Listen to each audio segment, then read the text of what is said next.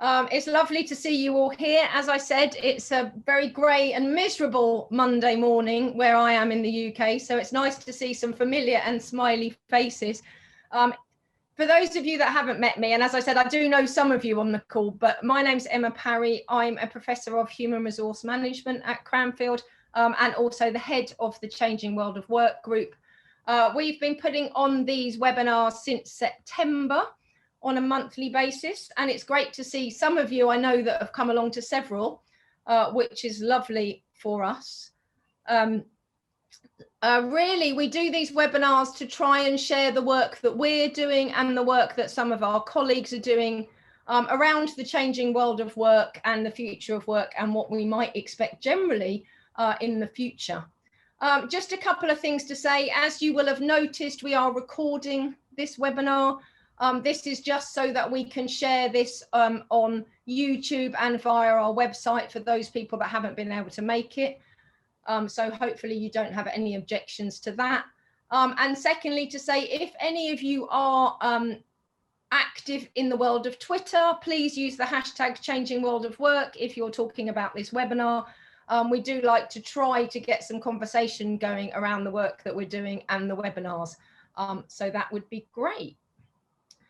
Okay, so after doing quite a few webinars by now, I thought it was about time that I stepped up to the plate myself and talked a bit about some of the work that I've been doing. You're going to hear a lot of me today, I'm afraid to tell you. But it's my great pleasure, with that in mind, to introduce you to a good colleague of mine that I've done a lot of work in this area with, Peter Urwin. Peter, do you want to say hello? Hi, everybody. I'm Peter. I'm Professor of Applied Economics at the University of Westminster. And myself and Emma do a lot of work in this area and have lots of illuminated discussions whilst doing the work. So hopefully that will come out today. Yeah, so Pete and I have been doing work for 10 years plus in the area of generations, and really trying to take a more evidence-based view, if you like, to the idea of generations and look at how strong the evidence really is to whether we have these generational categories that we talk about. As Pete just subtly alluded to, then we do have, as you might imagine, from an economist and a psychologist working together, we do have some quite illuminating and sometimes quite lively and heated conversations, but it's worked out all right so far, I think so. So we'll carry on, at least until the end of this webinar. Okay, so today we are going to talk a bit about generations and talk a bit about some work that we've been doing most recently to look at generations and the evidence and what we think is a sensible way forward in relation to this. Before we do that, I did want to just spend a little bit of time reminding us of the rhetoric around generations, as if we could forget. Unless you've been living under a stone for the last 20 years, you will have heard this rhetoric around generations. And for the last 15 years, probably, most of that rhetoric has focused on Generation Y or Millennials. And I'm just going to give you a couple of examples to highlight some of this rhetoric. So this is about Millennials in particular. This is actually from an online version of a popular media outlet. I'm deliberately not naming where this has come from, but this is something that's quite common in relation to the rhetoric or the kind of thing we see when we read things about generations. So a different world, a different worldview. Millennials have grown up in a time of rapid change, giving them a set of priorities and expectations sharply different from previous generations. And that's really the phrase that I'd like you to focus on at the moment here, sharply different, because this is the rhetoric that we see, this idea that one generation, in this case millennials, are sharply different from the generation that have gone before. And of course, we've seen whole businesses around consultancies and so on grow up around supporting organizations to deal with whatever the next sharply different generation is. And this is an example, actually, again from a publication, again focusing really on work here and on businesses, and this idea that businesses are worrying about how to manage these different age groups in the workforce. And here we see a similar turn of phrase, different age groups with widely different expectations. And what Peter and I wanted to do today is really spend some time thinking about this idea that we have these different categories, and the rhetoric around those is that they're widely different or dramatically different or sharply different. And we wanted to really spend some time reflecting on how sensible or how evidence-based that approach is, because it is something that's very widely accepted, I think, in practice, in management, in HR, in my field, and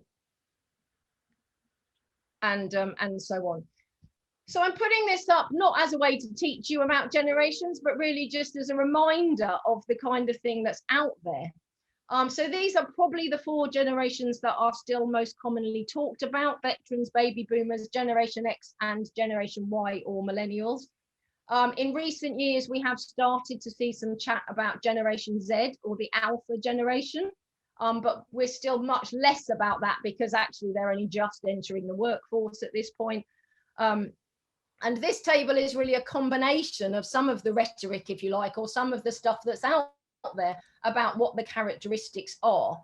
But I think what you'll see is that this very nicely highlights this idea that actually these 4 generations in this case, but if we look at Generation Z, we would have yet another category of characteristics. But this idea that these 4 generations have quite different characteristics, expectations, and preferences for life in general, but in the case that we're talking about here, really in relation to work, their careers and their jobs. Anything from this idea of dedication and hard work in veterans to much more of a focus on achievement, optimism and morality in the millennial population.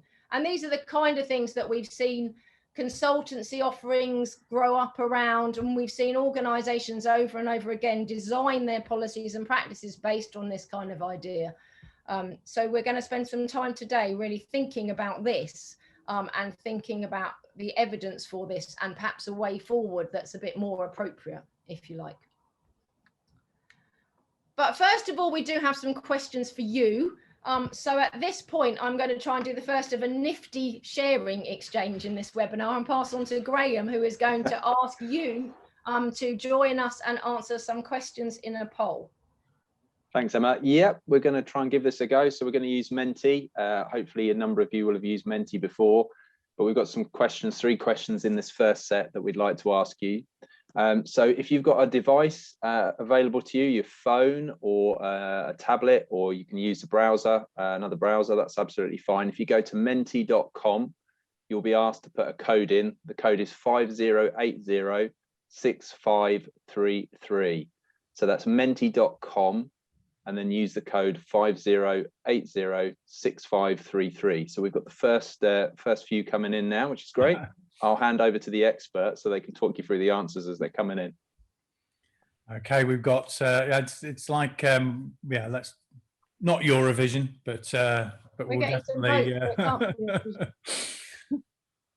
so there's a balance. So this was something we were discussing before asking the question, and if everybody agreed with one particular perspective, it wouldn't be of interest, but there's definitely looking like a balance between these things at the moment, so that's great. I think we've got about 46, 47 people, so please do keep adding as we go along. What is the code? The code's at the top, 50806533, Sally. You see it at the top? Hopefully it should be there on the screen. It's pretty even, 14-all. Yeah, we're going to assume some abstainers if we kind of don't get any more soon. Okay, so ultimately there's a bit of a balance if unless a lot of people come in on one side or the other. What Emma's been saying earlier on is really part of the nuance of what we're talking about, which, you know, what we're going to set out today is that there is some value in generations or a generational perspective, but we're just concerned about the current approach, and we're going to think about how it might be done a little better or a little bit more informative, we hope. So actually true is on balance just edging it at the moment. So Emma, do you want to, this sets it up nicely actually. We'll see. Yeah, what we'll move on to the next question. We have a couple more Yeah. questions for this round of polling, so maybe we'll move on to the next one. But I'm happy that that's balanced actually. So this is, yeah, I mean, this is kind of similar in a way, but they're all similar. might see. Oh, everyone's going, oh, we have an early lead for false here.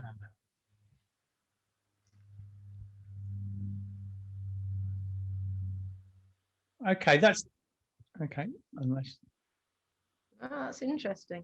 That is interesting. So there's some value in the concept possibly, but you know, when used for practice, it's not so useful. So hopefully what we do, unless things are going to change massively. Okay. Wow. So a little bit more cynical about whether we should be using these to segment the workforce, looking at this. Which I think is, yeah, but you can see when we get further along, you can see whether what we're saying is kind of a little bit aligned with that in terms of, you know, there's a concept there, but the way it's operationalized at the moment, we have real concerns about. So, yeah, I think we're done there. So that's interesting. Next one. Yeah. So the last one in this, we will have some more later for that. So don't forget how to use Menti in the next 10 minutes. But oh, we're getting very early lead for false here.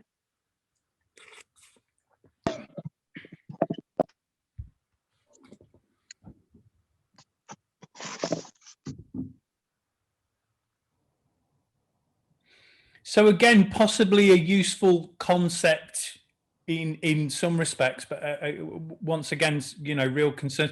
Although that you know, not a trivial number of people kind of feeling that there is some value in practice and using this lens for designing HRM and management policies, which we'll come back to. Okay, jolly good. 21. Anybody else? Anybody else? Last. Yeah, last burst. Let's have a look at that. I voted. I won't tell you which way I voted. Yeah, so we're just looking at some of the points in chat. We'll come back to these points in terms of, or ask it later on if you feel that we haven't tackled the issue by the end of the webinar. Okay. Good. Okay, so let's carry on a bit and. Thanks to Graham. Thank you, Graham. Pleasure. Right then, and then Pete, I'm going to pass over to you. Okay, so in terms of what we've just been looking at, Emma set this up to give you an idea of, you know, what's out there in the popular conception of generations, and now we're going to start taking you through some of the critiques. We're going to start with some of the critiques that are quite long-standing, and then we're going to try and build on those with our own kind of more recent work and think of a way forward. So let's just start with a standard challenge, which is in terms of looking at those particular categories, those generational categories that Emma set up at the start and just described. There is, you know, it's quite for the last decade, there's been a lot of work that's considered the extent to which actually, if you look at the distinctions, if you look at those cutoff points for those generational categories and try and do some kind of comparison between the values of one group and the values of another, you know, there's very little supporting evidence. And actually, when you start to think about this, and if you try and do it, I mean, in the work that myself and Emma have tried to put together, when you actually start to do this, it really becomes apparent that it's a bit of a kind of, it's a challenging exercise, but it's also one of those things that kind of, you start to think, why am I doing this? Why am I so obsessed with whether this group are different to this group and different to the one that comes afterwards, which is perhaps one of the main challenges. So we'll kind of pick these things up later on. Also, we did want to quote some of our earlier work because lots of comments go, oh, your paper's very similar to, or other people say to us, oh, that paper's very similar to one of your papers. So, you know, this is quite a long piece of work that we've been doing.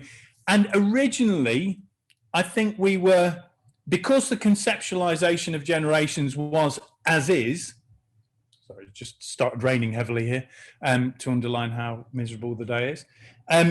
Because of the way that generations was perceived and conceptualized at the start, we kind of went against it. Yeah, we definitely argued that, you know, there needs to be questioning of the extent to which this is a useful concept to look at. So do you want to go to the next slide, Emma? So just to restate those existing challenges, which have been ongoing for a number of years now. I mean, we talked about, I quoted the Costanza work, you know, inconsistencies in the years bounding generational groups, the characteristics ascribed within and between. I mean, this literature it's gone back and forwards. So people have spent a lot of time detailing, okay, if we've got one generation here and one generation here, there's probably a kind of fuzzy point which distinguishes one cohort from another. So let's see if there are distinct differences between the values and attitudes between them.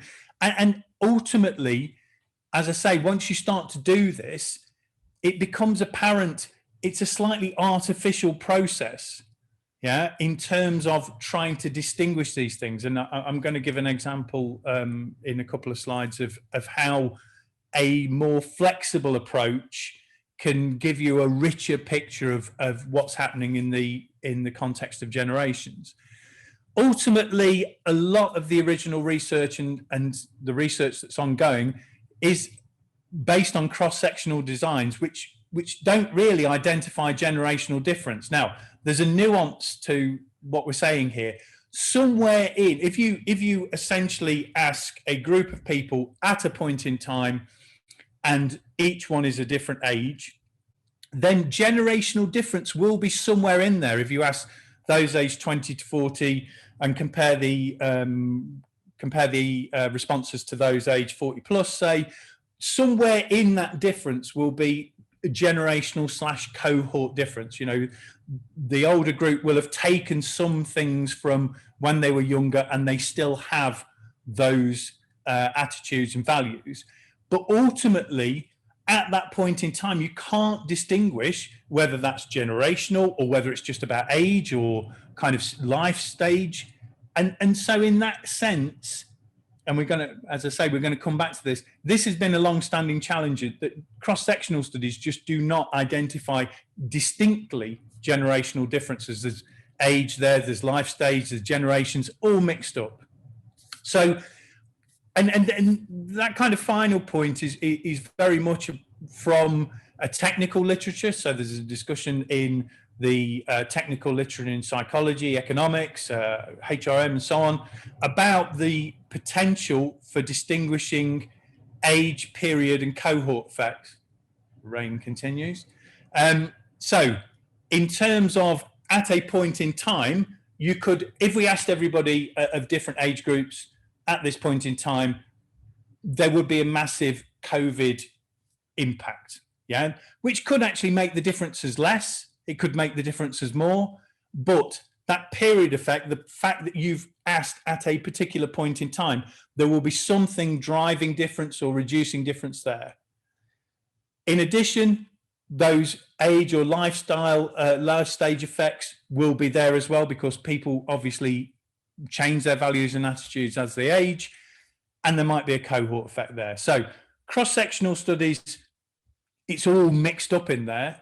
But even when we come to look at the longitudinal studies, more kind of, from my perspective, a richer set of data, there's still a challenge in identifying those separately. Okay, Emma. So these are accepted problems with the evidence base. Do you want to go to the next one? Okay. You've muted, Ems. I muted because it's starting to rain here as well. And I was just about to say then, apologise for the classic mute mistake then. I'm actually in my conservatory with a glass roof. So if it does rain heavily here, you will all know about it. So my apologies for that. Let's hope it holds off at my end. Okay, so Pete has talked a bit about some of the commonly discussed failings or methodological problems with the evidence.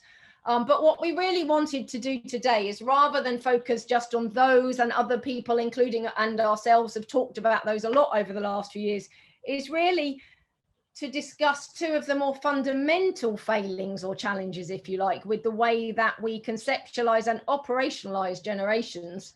That leads really to our opinion that it's time to do something different moving forward. And the first one of these, and one of the reasons why we talk about this as a broken approach, is this focus only on year of birth.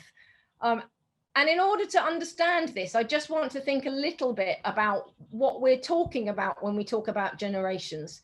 So the idea is that we develop our attitudes, expectations, preferences as a result of the experiences that we have when we're growing up. And there's lots of evidence about that. So nobody is disputing that fact. Generally, the evidence suggests that in our formative years, so between about 15 and early 20s, our values will be shaped by our experiences at that time. And these values are pretty sustainable and pretty stable. So to a large extent, values last throughout our lives, and they're shaped when we're in our teenage years. It's important to think about this and understand that that's what we're talking about when we talk about generations, because in order to say that somebody born in at one time, so if you're a millennial, you're born between 1981 and 99, so someone born then would have different attitudes to someone born either after 1999 or before 1981. We have to make the assumption that the experiences between these cohorts are notably different, and thus they'll shape different attitudes. But what we also do in the way that we use generations is we presume that these experiences are only driven by when we were born. We don't think about anything else typically apart from year of birth. And across the world, actually, and I know this because I've done work on this across the world, as I'll talk about in just a moment, we use actually the same demarcations and the same categories to explain differences in attitudes and expectations related to work, but also some other aspects of life. So what we're doing here is we're presuming that everyone in the same age cohort has common experiences and memories. And as I'm saying this, I'm hoping that some of you in the audience today will be realizing that actually this perhaps doesn't make much sense, because actually we know that people's experiences will also differ according to where they're born and the social environment in which they grow up. You know, so to say that someone that was born in the UK or the US would have similar experiences growing up at the same time as someone in China or Russia or India or South America or somewhere else doesn't make any sense. And actually, to say that someone like myself, who was born in 1 year, maybe we won't share that at this point on this call, born in the 70s and grew up in a nice, country village, very middle class country village, had the same experience as growing up as someone that was born in a kind of inner city, even in the UK, really doesn't make much sense. So it's really important, I think, to realize that actually there are other aspects of the environment that might shape people's experiences growing up and thus their values and attitudes.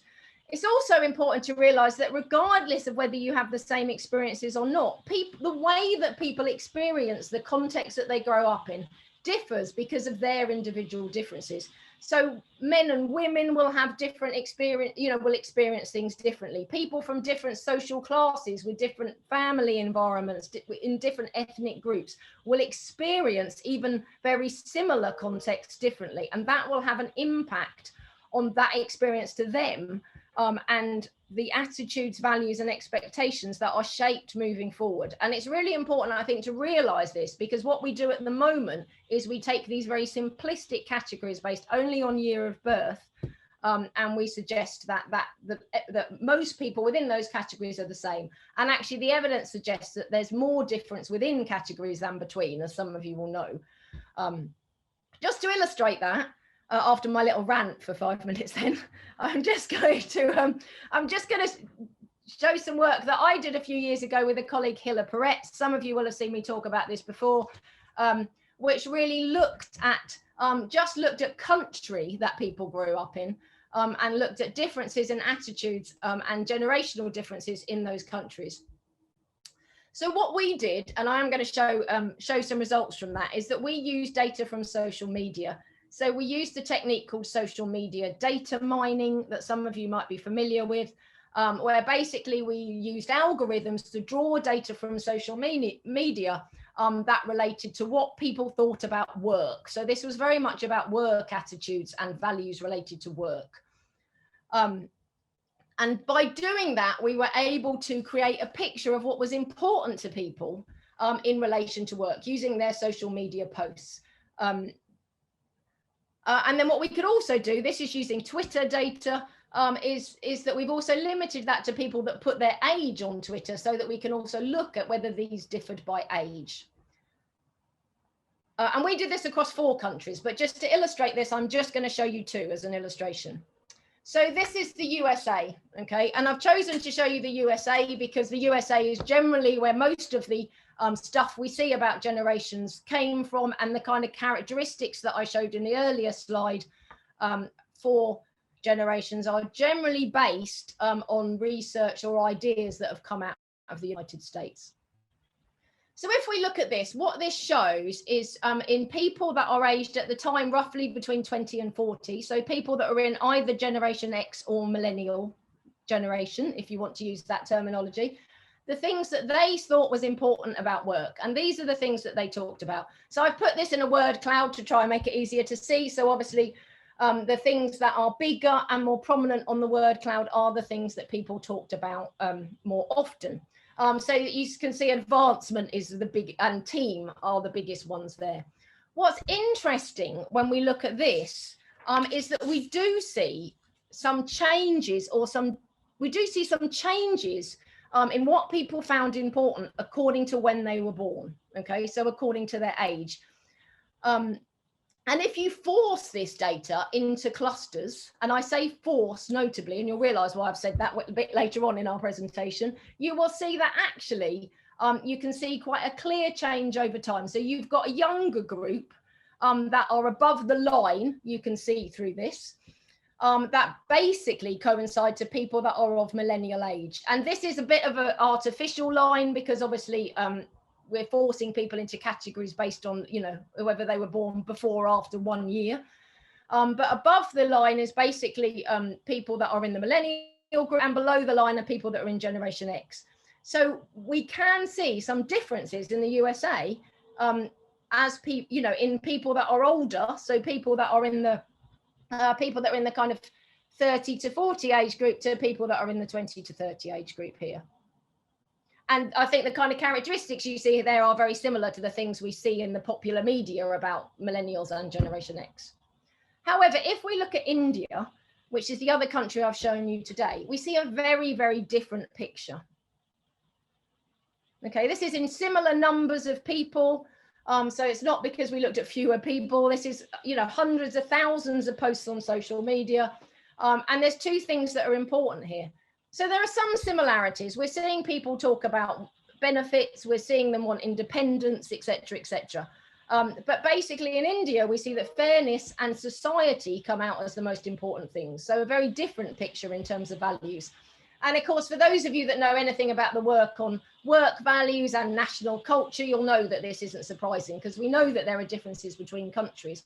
What's most interesting here for me, and this was also true actually in Russia and Argentina, which were the other 2 countries that we looked at, is that actually you don't see any difference between age groups. You don't see any change as the years of birth change, so as people get older or younger.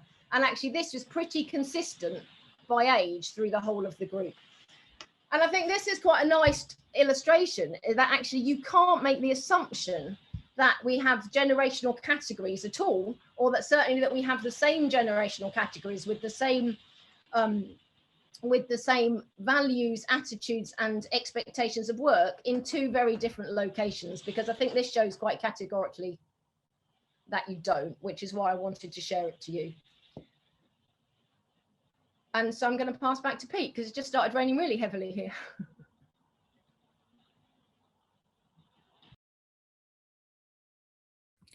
Coordinating in terms of the weather.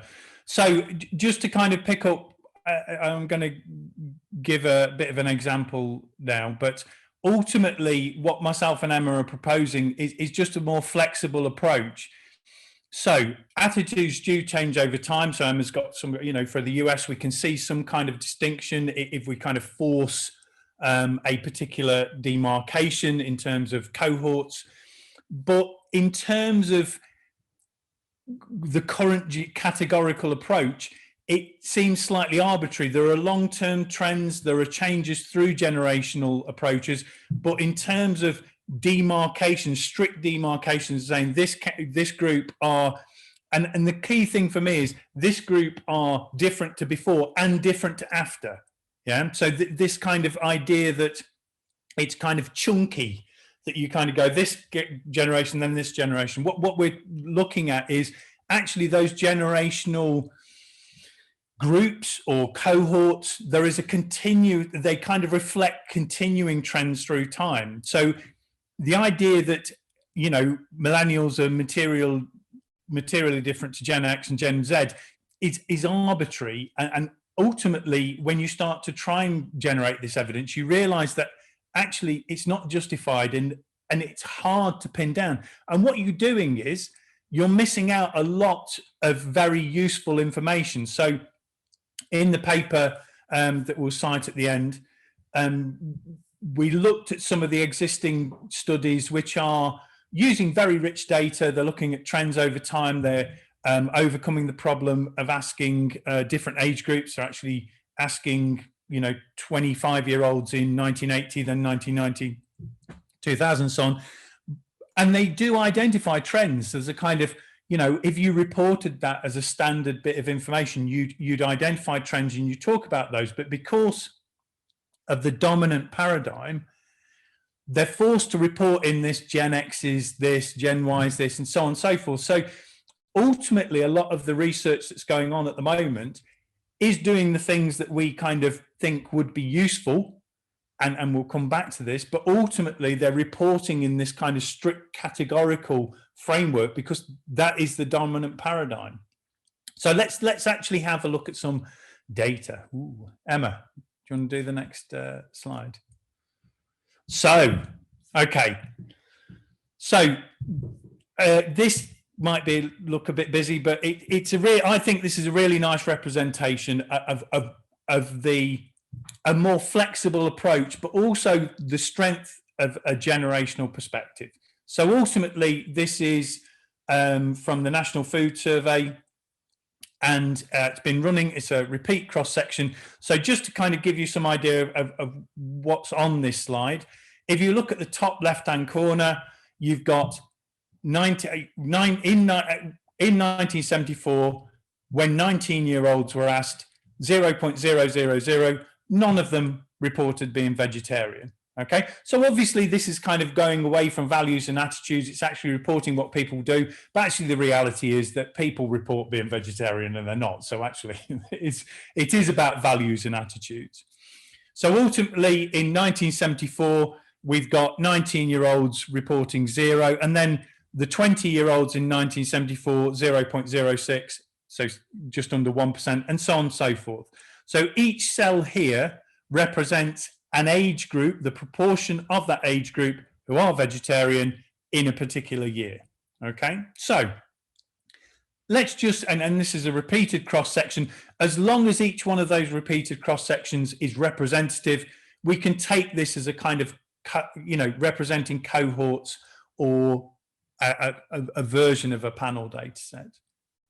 So if we look at this, what we would, going back to our idea of period or age or cohort effects, if we had a period effect, we would have a vertical pattern. So we'd have a particular year when some kind of change in the behavior of individuals, some kind of promotion of vegetarianism, or perhaps in fact, going back to the idea, I can't remember his name, the guy who stood outside his home and ate burgers kind of saying mad cow disease didn't exist. You know, we might have a kind of period effect. Remember Gummer? Was it Gummer? I think it might have been Gummer. Anyway, you'd have a vertical pattern because there'd be a particular year or particular years when an issue hit and this changed attitudes across age groups. So that would be the pattern for period effects. Now, for age effects, you'd have kind of horizontal patterns where as individuals grew older, they systematically across cohorts, they change their views as they age, okay? What strikes one when we do this, and just to kind of be clear on the colours, these are slightly arbitrary colours. All we've done is said, okay, 0 to, so any cell reporting 0 vegetarianism to 5% is red, 5% to 10% is orange, and so on and so forth. So there's no particular, we've not gone, this is Gen X, this is Gen Z. It's just literally just to represent the shading and the kind of roughly the values you get here. The thing that strikes you is there is a clear generational pattern.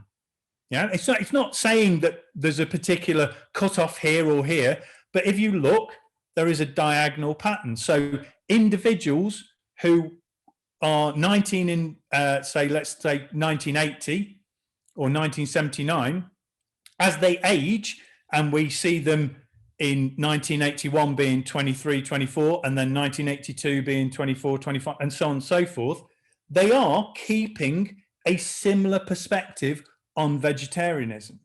And if we look at the orange group, there's a kind of clear diagonal. As they age, they start with slightly, compared to the last cohort, they start with slightly higher proportions who are vegetarian, and that stays with them as they age. And for each additional cohort, we can see that pattern continuing. So the thing that strikes one is that actually there is some value in this generational perspective, that people do retain some amount of their original values and attitudes, which Emma was talking about, as they age. But the thing that strikes you as well is this is not one group, then next group, then next group.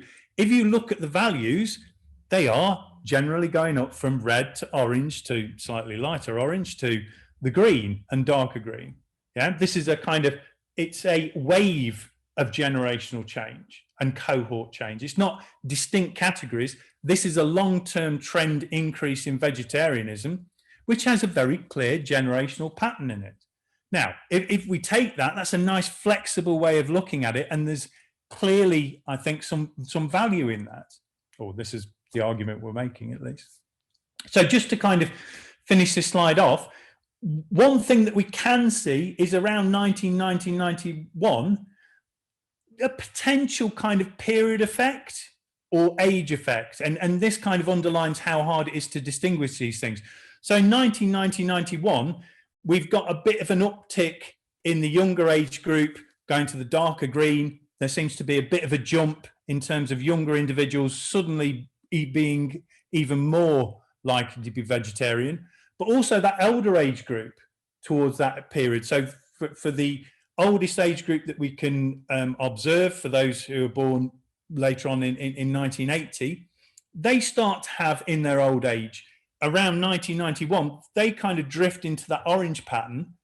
Now, is that because, so if we observed further and further on, does everybody, as they get to a certain age, start to take on some of the characteristics or some of the values and attitudes of the younger generation because they have kids, they start to adapt their own perspectives and so on and so forth? Or is that a period effect? Okay, it's very hard to distinguish these things. Ultimately, what we're seeing here, and this is something that we, myself and Emma have been working on for many years, ultimately what we're seeing here, for me, is the strength and the kind of richness of a generational perspective, but one that really underlines a generational pattern of trends over time, not distinct groups. This one's different to before and after and so on and so forth. So again, in those initial questions that we asked, I think there's a bit of that in that people can see the value of a generational perspective, but ultimately we think it's slightly arbitrary to then place this kind of Gen X, Gen Y over it. Emma, do you want to, I think the next slide's yours, isn't it? Oh no, I'll just to kind of finish this, values, attitudes and expectations driven by people's experience growing up. And these are influenced when they're growing up, but there's no real evidence for those distinct generational categories. What we can see is a continuous change over time in many cases. I mean, ultimately, we're kind of trying to open the area up. So if somebody comes up and says, actually, you do see a distinction with this particular group coming up, that's a fantastic hypothesis to be tested. But ultimately, we think starting again and taking a more kind of flexible approach where you see long-term change over time, and we'll come back to this in terms of practice because we think it's much more sensible and much more useful for practice as well, in terms of seeing these as long-term trends rather than just that kind of discrete change. Emma, back to you. Okay, we're going to ask you some, I'm aware of time, but we're going to ask you some more questions very quickly. So actually, I'm going to pass to Graham. Thank you, Emma. So yeah, if you could stop sharing for me, thank you. Okay, so you should be seeing the last poll back on your screen again now. So we'll move on to the next question. So if you can go back to menti.com with the same code, 50806533.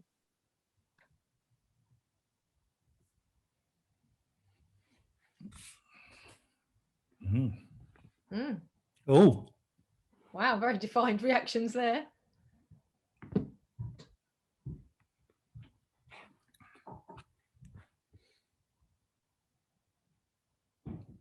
Interesting.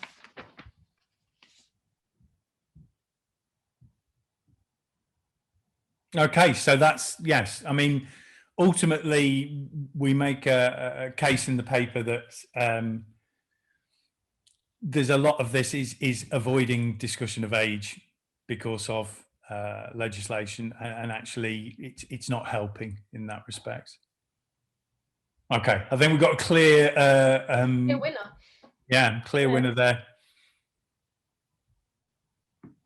Yeah. So just be clear, the current use of generational categories. Oh. Oh.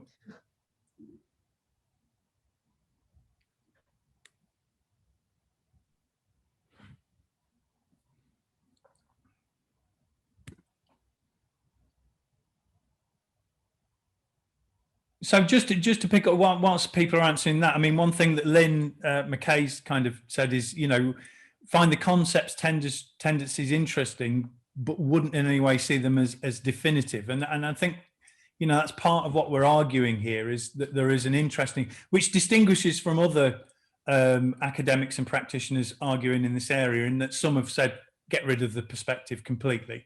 I don't think we're arguing for that. There's a bit more of a balance there. Yeah, more balance than the last one. Yeah. Okay, and then last question. And then you can put your phones down. You'll be pleased to hear from whatever you're using Menti on.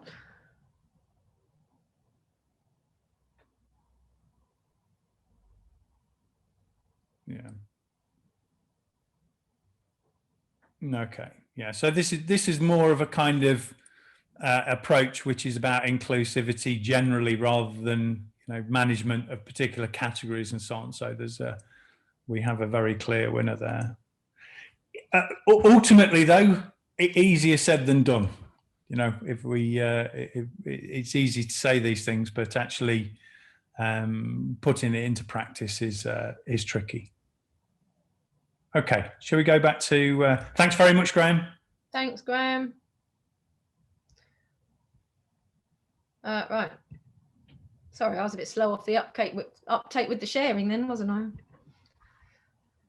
Right then, let's just go to another chat. Right then, so we wanted to spend just, I want to spend just 5 minutes or so talking a bit about the way forward, and then we will obviously allow time for questions. We're very happy to answer questions. Perhaps if you do have questions and you want to put them into the chat, then do feel free, of course, as we go along. I've been enjoying reading some of the comments that are going in there already. So as you will have gathered from what Peter was saying, one of our arguments here very strongly is that actually the evidence suggests that changes in attitudes represent these long-term, linear and more incremental or continuous trends over time, rather than this step change between generations. And this is, of course, because most things in our context are changing gradually. So things like, whether it's cyclical or a linear trend, things like economic change, technology, changes to education, parenting, and so on. Actually, these things tend to happen gradually. So actually the resulting differences in experience and then attitudes and expectations also happen gradually. So one of the things that certainly I've tried to do more in my research, and I would urge other people to think of in their research and practice, is to think much more about how the context is changing. So rather than focusing on this quite neat idea that we'll have a new generation every 10 or 20 years, so we need to think about how they're different, which is really, I think, the way that the habit that we've fallen into over the last few years, because of course it's easy, it's a heuristic to say, well, this group's different to the people that were born before them. Is really to think about how the context is changing, and then to think about how those contextual changes might impact people's attitudes and expectations. And I'm just going to talk here very briefly about some work that I did a few years ago for a particular organization, where we did exactly that, where we spent some time thinking about what the contextual changes were that drove attitudes, and then we modeled those or predicted those forward to then be able to predict how attitudes or expectations might change. And for this organization, this has actually formed the basis of a review for the organization's practices. And I know there's at least one person in the audience that is familiar for this work, so with this work. Of course, one thing to say here is that when we are modeling incremental trends, what we can't do is account for unexpected shocks. So when we did this a few years ago, we didn't predict that we'd have a major global pandemic, of course. I'm just going to show two slides very quickly and not go through this in a lot of detail, just because I think the example might help you to illustrate what we were doing. So what we did first was we spent quite a lot of time thinking and looking at the evidence on what the societal trends are that do drive attitudes. So what are the characteristics of the environment when someone is growing up? So in those formative years that shape their experience and thus their attitudes, expectations. And these are the kind of things that come out of the evidence or the literature very strongly. Things like the economy and employment. We know that attitudes have changed according to whether people have grown up in economic buoyancy or in recession and thus high unemployment. We've seen changes in family, moving from a more traditional family unit to unmarried and single parent families. We've seen obviously changes in parenting, in education. Technology is the obvious one, and one that we talk about a lot, and certainly one that I've done quite a lot of work on. We know that technological advancement has changed the way we communicate, our expectations around flexibility and availability of information, and so on.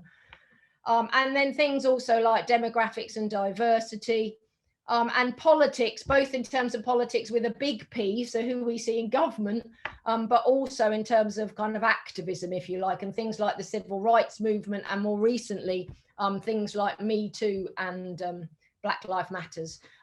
These kind of dominance of these movements within the context does affect people's attitudes and expectations, both more broadly, but also particularly in relation to work. So these were the kind of things that we looked at in this piece of work. And again, I'm not going to go through all of these in a lot of detail because I do want to allow some time for questions if we do have them. But out of that analysis, what we did then was that we took these trends and we modeled them or predicted them moving forward. Where we had good data for these, we modeled them statistically. Where we didn't have big data or they're things that are hard to predict, we did some work, we talked to a number of experts in the field to try and draw these predictions. And from that, we've made some predictions, some relatively reliable predictions, we hope, of how attitudes or the trends that might continue into the future in relation to attitudes. So just to pull out a couple of examples here. So one that I think is quite interesting is around employee voice and participation. So this is something that we've seen become more important in people in the workplace. If we track that back, we can see a number of contextual changes that have driven that. Firstly, parenting styles. So when I was a child, it was very much about being seen and not heard. Nowadays, it's very much about encouraging our children to have a voice and to speak up, both in education and in parenting styles. And also we have social media, so people can have a voice and can speak up whenever they want. And these things have driven this expectation that actually we expect to have a voice and be able to have our say when it comes to decision making. So that's quite a nice example, I think, of how a combination of changes in the context have affected our expectations about work. And we can talk about similar things. And I won't dwell on these, but I'm quite happy to discuss it, obviously, in more depth later if people want to. We can see here quite clearly how actually we see these trends that we might predict into the future, and they're driven by elements in the context. Of course, we did this work, as I said, before COVID-19, but actually what we've really seen with COVID-19 is it accelerate trends rather than change contextual trends completely. So we've seen an acceleration in perhaps expectations around flexibility and home working or hybrid working, as we're now talking about in particular. And we've also seen an acceleration, particularly in some of our in use and adoption of some emerging technologies. So we're not really expecting this to be dramatically different, but we might see an acceleration in some of these trends moving forward. Okay, and then I'm going to pass back to Pete to take us to the end, I think. Yes. You're on mute now. Rookie. So just to emphasize, so some of those long-term trends that Emma was talking about, if you do a similar heat map to the one that I presented for vegetarianism, so for instance, membership of parties or views of individuals on the role of men and women in the family, you see a similar kind of, there's a long-term trend, but there's clear generational patterns as well. So really, there's real richness in this perspective if we take a slightly more flexible approach. So ultimately, for cross-sectional studies, they can't differentiate age and generational difference. Ultimately, just reporting as such, I think it would be a good step forward. So stopping the idea that you ask two different age groups that a set of questions and you kind of report all of the findings as generational difference. They're a combination of age, generational difference, and the time that's been asked. So just more appropriate reporting. And I think similarly for more longitudinal studies that have slightly richer data through time and can ask and kind of tease out a little bit more of that detail, ultimately, when we look at these studies, we think, okay, that's the kind of thing that's needed going forward. But then they're forced again to report in a kind of deductive framed way. And actually, for us, the inductive, taking those findings as inductive and just adding to a body of knowledge is really the way that we would see it going forward. And just finally, that flexible approach, we think, what Emma just described, I think is actually more accessible and more easily carried out by those who are engaged in practice.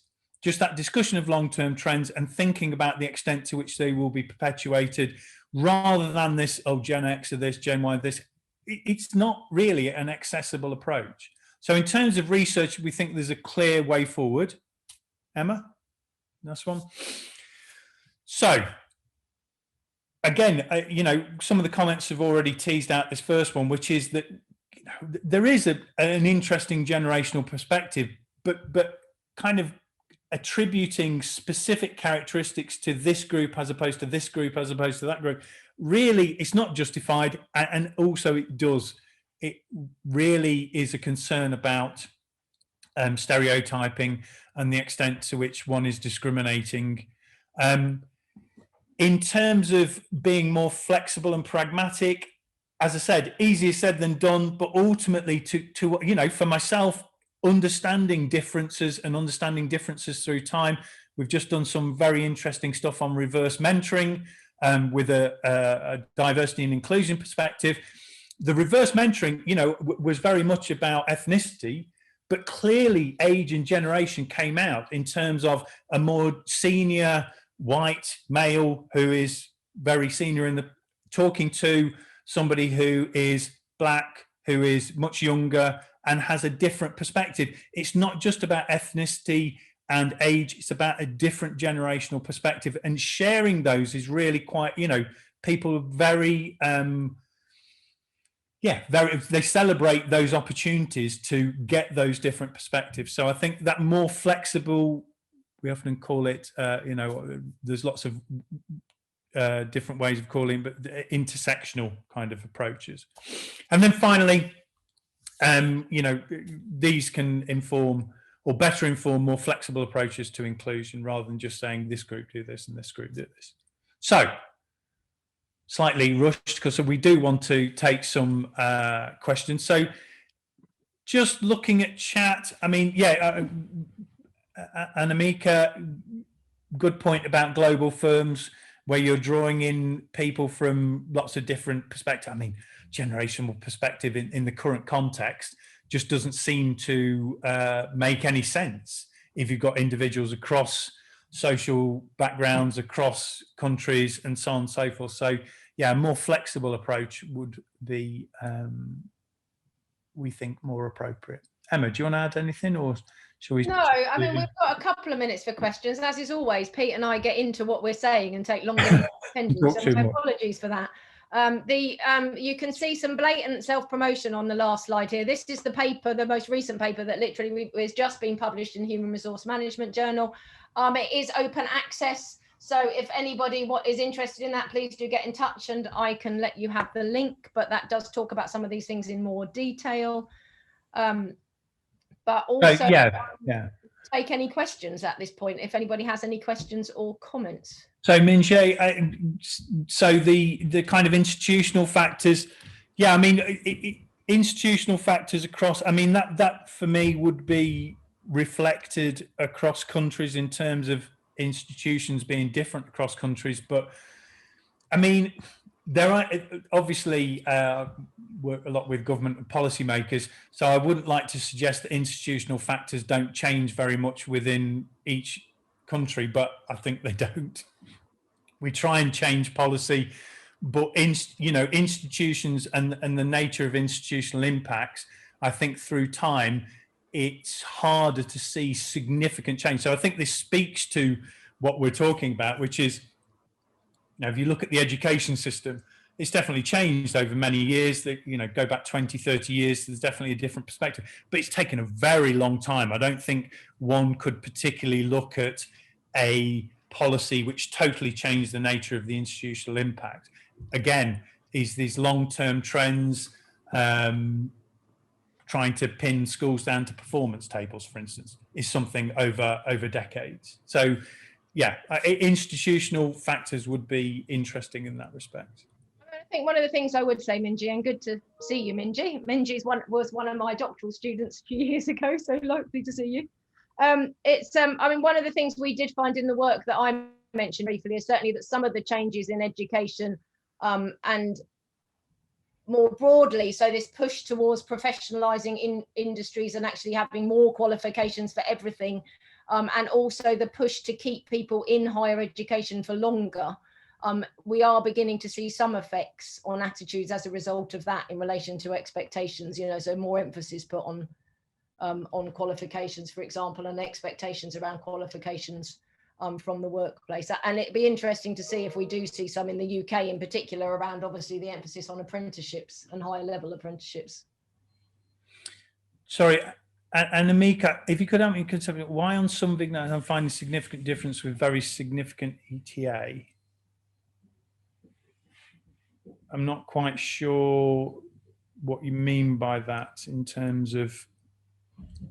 And Amika, it might be more useful if you drop us an email, because this sounds like it's a longer conversation. I don't want to close this question down now, but I'm also aware of the time and I'd quite like to answer Rachel's question.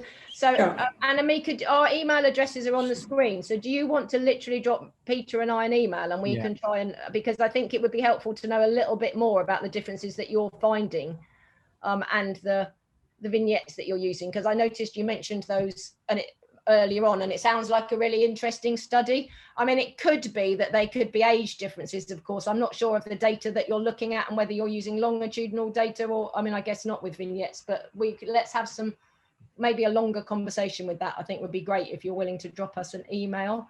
But the last question, thank you, will do, she says. Last question, because I'm aware it's 11:minutes. Rachel is asking, what would you say to an organisation that has a publicly communicated target for getting more of a certain generation, millennials, I'm guessing there, into leadership positions? Pete. Are you going to give me that one? So I did, I mean, you know, going into institutions and doing work on age diversity, essentially, so not generational diversity, but age diversity, as you would expect, as you see more senior people, that their ages are increased. So there is a real challenge in terms of the way that we see careers and life stages, as you do have to serve some kind of junior role in most institutions in order to get to more senior roles. I can see that on the margins you might consider, so in those contexts, what the institution has always been concerned about is the idea that you would suddenly lose, so you can spot that there's a particular senior group who are very close to retirement, what used to be retirement, for instance, or we would expect them to be leaving the institution in the next 5-10 years. And there's a concern over the loss of institutional knowledge and so on and so forth. So I could see that one would want to look at the senior leadership team and think about the extent to which actually they look at the top end of the age distribution that we might expect at that senior level.